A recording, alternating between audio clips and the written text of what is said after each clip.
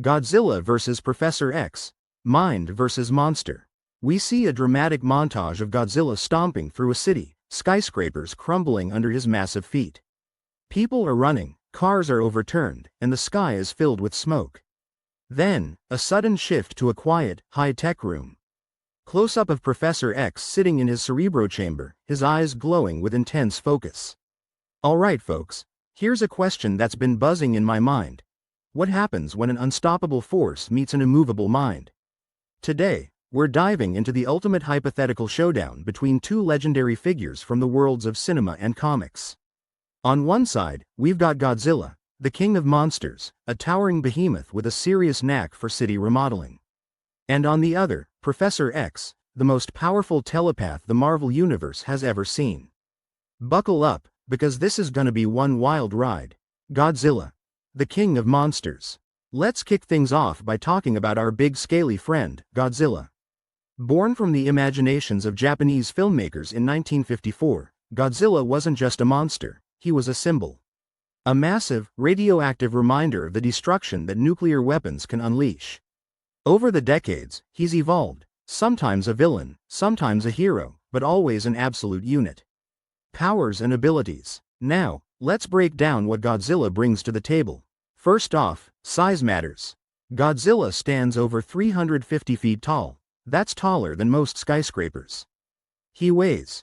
Well, let's just say he's not stepping on any scales anytime soon. With that kind of mass, he can topple buildings like they're made of Lego bricks.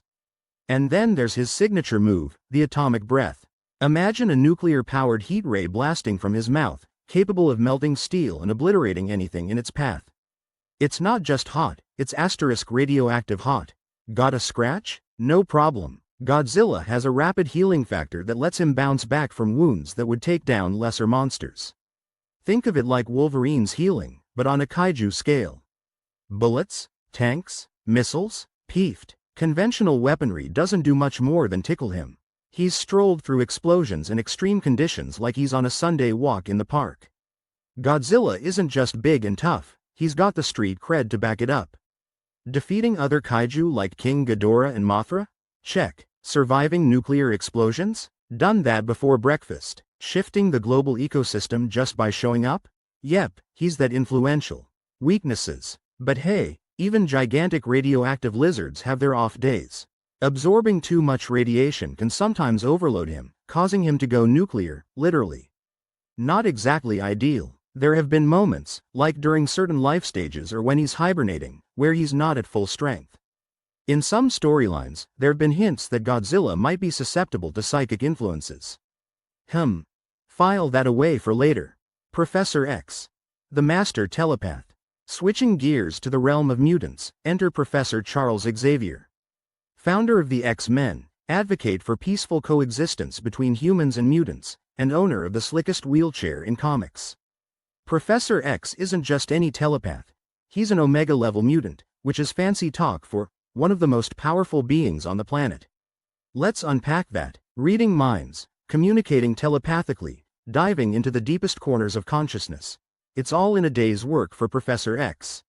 He can influence or outright control the thoughts and actions of others. We're talking about making someone forget their own name or take a nap on command. Creating illusions, altering perceptions, he can make you see and hear things that aren't there. It's like the ultimate Jedi mind trick. His mind can leave his body and navigate the astral plane, engaging in psychic battles that you wouldn't even know are happening.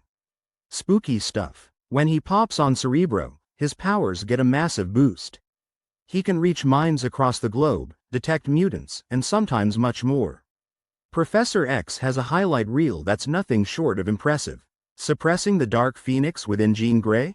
That's a biggie. Erasing memories and influencing large groups? Been there, done that.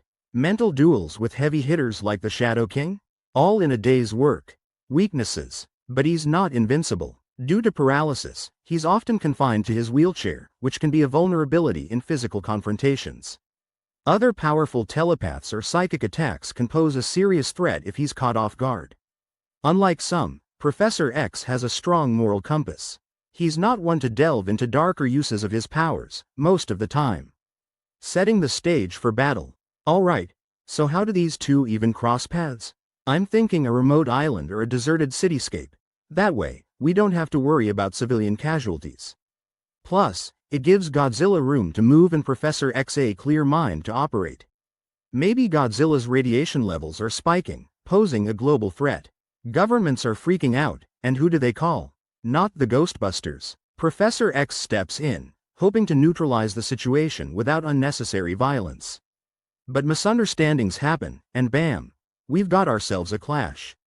Godzilla's tactical approach. Godzilla isn't exactly a chess player. His tactics are more straightforward. He reacts to threats with sheer force. If something annoys him, he smashes it. Simple as that. And let's be honest, humans and their puny machines aren't much more than ants at a picnic to him. Expect lots of stomping, tail swings, and of course, that devastating atomic breath. He's not pulling any punches or atomic blasts. He's like a walking natural disaster. Even if you see him coming, what can you really do to stop him? Being more beast than man, his actions aren't bound by strategy that Professor X might predict. Wild cards abound. Professor X's tactical approach. Professor X, on the other hand, is all about strategy and precision. First move, he'll try to reach out telepathically. Can he communicate with Godzilla? Is there a consciousness to connect with? Time to find out. If he can get into Godzilla's mind, maybe he can calm the big guy down or steer him away from populated areas.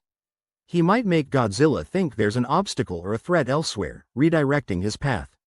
It's all about misdirection. If things get tough, he could amplify his powers with Cerebro.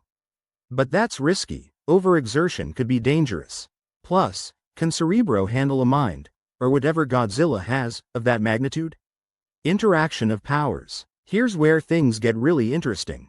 Big question. Can Professor X even tap into Godzilla's mind? Godzilla isn't human, or even mammalian. His brain might be completely alien to human telepathy. Maybe his brain is so big and differently wired that it's like comparing a smartphone to a supercomputer. Godzilla's body is chock full of radiation. Could that interfere with psychic abilities? It's possible. Radiation messes with all kinds of signals. Godzilla is often depicted as an ancient creature, perhaps with natural defenses against psychic intrusion. High radiation levels might act like static, making it hard for Professor X to get a clear signal. Best case scenario, Professor X connects and is able to influence Godzilla. Alternatively, he can't make a connection at all. Worst case, Godzilla's mind is so overwhelming or alien that it causes psychic feedback, possibly harming Professor X. Ouch. Battle scenarios. Let's play out a few what-if situations. So suppose Professor X manages to tap into Godzilla's mind. He could potentially pacify him, steering him back to the ocean or into hibernation. Crisis averted, but controlling a creature of that magnitude might strain even his abilities. Plus, there's the ethical dilemma. Is it right to control another being's mind, even to prevent disaster? If Godzilla's mind is impenetrable, Professor X might have to switch tactics. Maybe he calls in backup from the X-Men or devises a non-psychic method to deter Godzilla. Alternatively, he might have to beat a strategic retreat. Sometimes discretion is the better part of valor. Imagine if attempting to connect with Godzilla backfires, causing Professor X severe psychic pain or even knocking him unconscious. That would leave him vulnerable and elevate the threat level dramatically.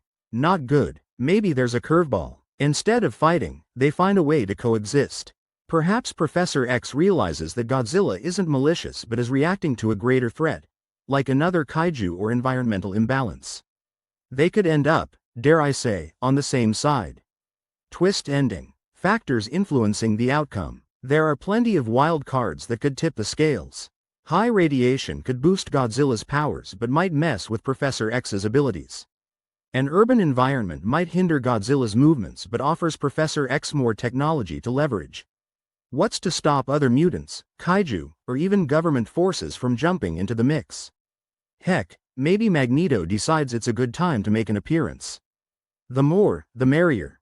Professor X is a good guy. He's not going to go full on assault unless there's no other choice. Godzilla, while destructive, isn't evil. He's often portrayed as a force of nature. This isn't a classic good versus evil, it's more complicated. Expert analysis. Let's bring in some expert opinions, aka, nerd out a bit more.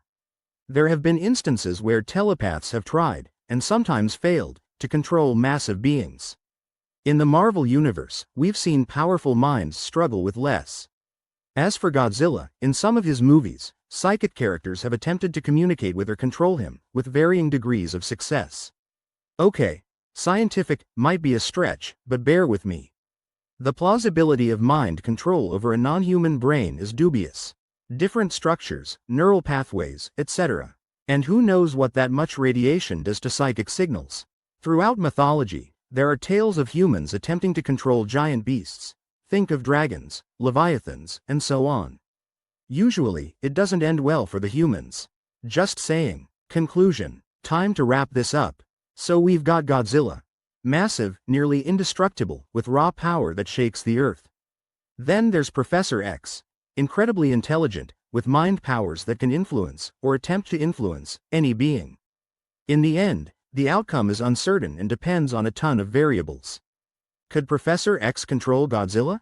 Maybe. Could Godzilla's sheer power and potential psychic resistance make that impossible? Also maybe. It's one of those matchups where both sides have plausible paths to victory, whatever that might look like. But hey, that's just my take. What do you all think? Could the mind overpower the monster, or is raw strength unbeatable in this scenario? Drop your theories in the comments below. I can't wait to read them. Thanks for sticking around for this deep dive into one of the most epic hypothetical battles ever. If you enjoyed this video, give it a thumbs up, and don't forget to subscribe for more geeky goodness. Interested in more what-if face-offs? Check out my video on Thor vs. Superman, Battle of the Gods, links right here. Hit that notification bell so you don't miss any future uploads. And follow me on social media. I'm always sharing cool stuff and behind-the-scenes snippets. Links are in the description below. Shout out to all the awesome people who helped make this video happen. You know who you are. And special thanks to you, the viewers, for making this community amazing. Stay tuned for next week's video where we explore the science of Spider-Man's webs. You won't want to miss it.